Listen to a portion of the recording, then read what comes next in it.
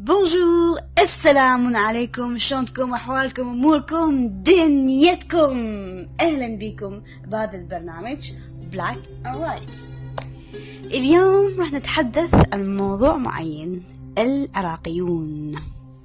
يلا خلينا نبلش بالحلقة. The Iraqis always know how to manage their life. Despite all the political issues that the Iraqis have in the country, they handle all the situations. Instead of electrical radiators, they have some special petrol oil heaters. They call it sopa. This heater is the center of energy and good vibes in the house. Students would snuggle closely to it and do the homework on the floor. Good family meals are done around it, enjoying the food and the warmth of the heater. The mother of the house would warm bread on it. Iraqi bread has to be eaten fresh and hot. Be careful, it can burn you. But as soon as it gets cold, it becomes very dry, like crisps.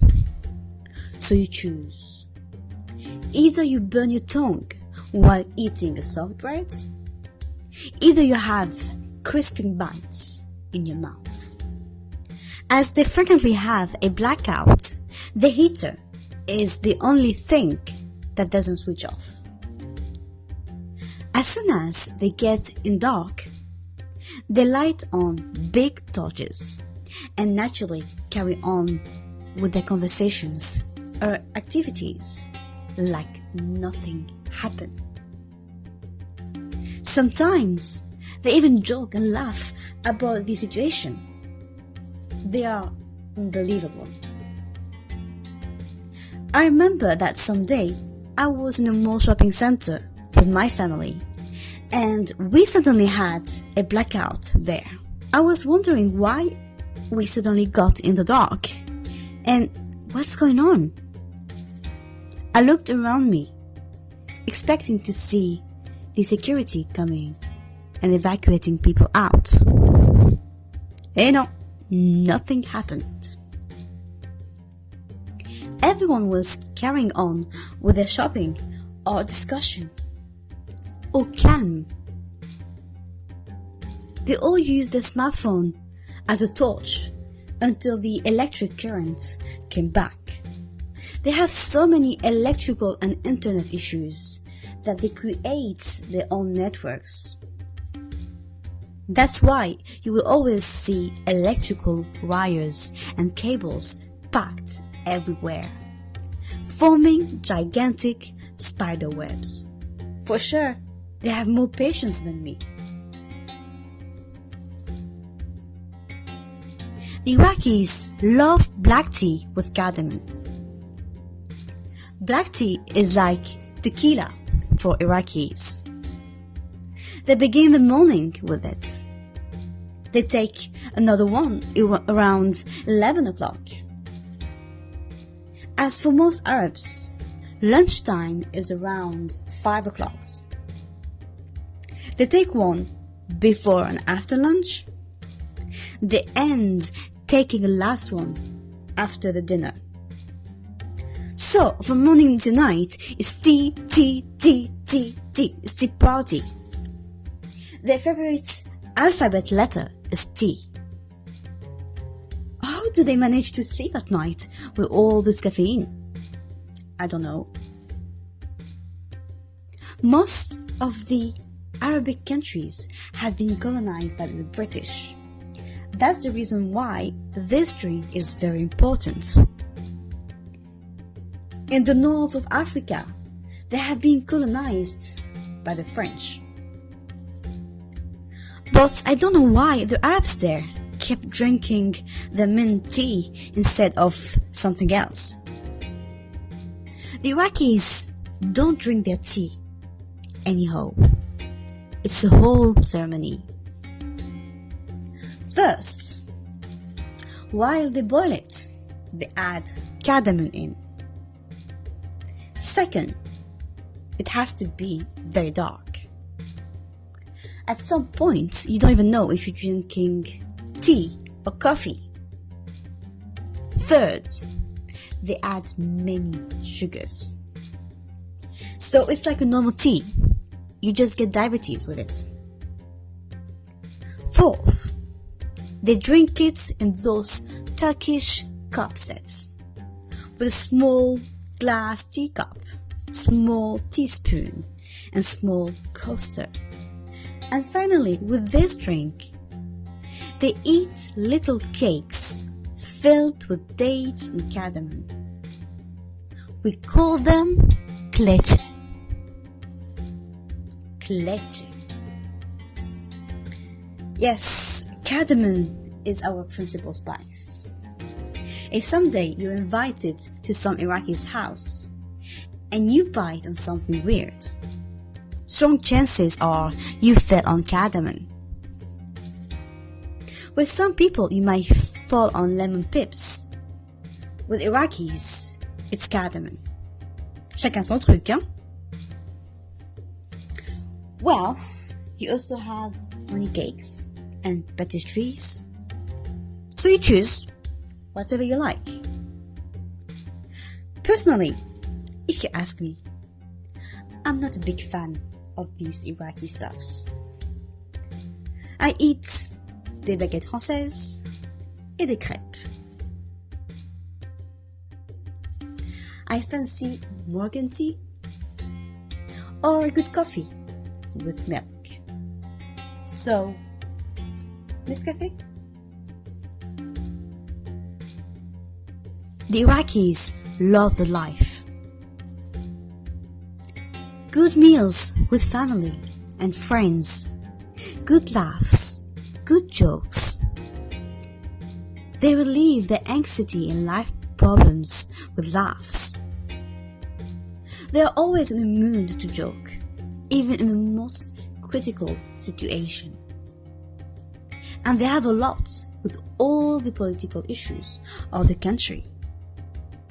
It doesn't stop them from enjoying life and social gatherings. Iraqi men often gather themselves in coffee shops where they fancy talking, eating, drinking their diabetic tea, smoking shisha, playing domino or other games. They live convivial moments there. Unfortunately, most of the coffee places are exclusively dedicated to men. A woman going to shisha places is not seen as a good thing. Nevertheless, it starts changing and more mixed gender coffee shops are opening. In fact, there is a difference between shisha coffee shops and normal coffee houses. In the first ones, the interior design is more traditional, making you feel you still live in the old Iraqi days. They call it gahwa, which means coffee shop. And in the second ones, they have a more modern, simple style, and they call it coffee shop, which means the same thing. Yes, Iraqi use two names, just because one sounds Arabic and the second one sounds English, but both have the same meaning. Hello, c'est n'importe quoi. And hold on, they even say Kafi Shab. The Iraqis have all the Arabic alphabets, plus some Persian alphabet letters like Ch and P, and they still manage to turn the P into B.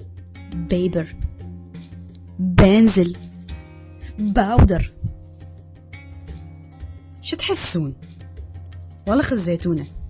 Bref, Do you think that Iraqi women stay at home ironing while the men go out?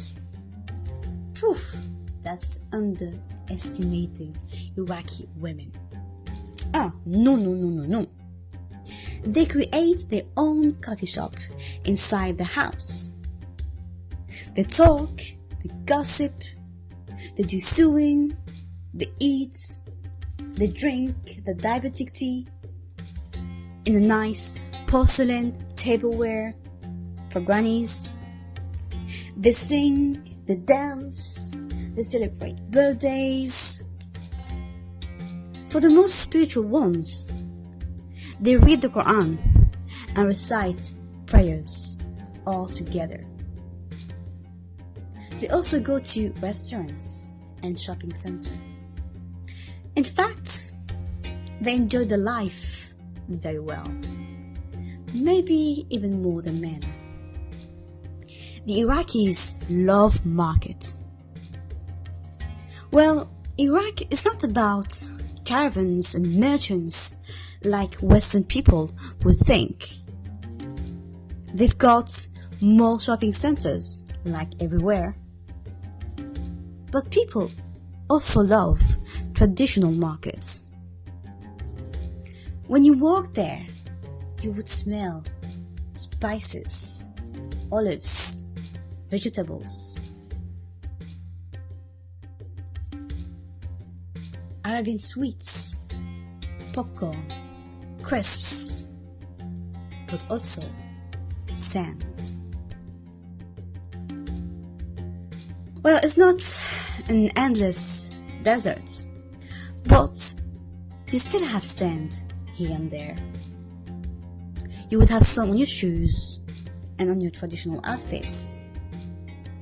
Women wear long black clothing that goes from head to toe. It's called abaya. Men merely wear long, grey, black, or white dresses called dishdashe. Your eyes would be fogged of colors from prayer beads, jewelries,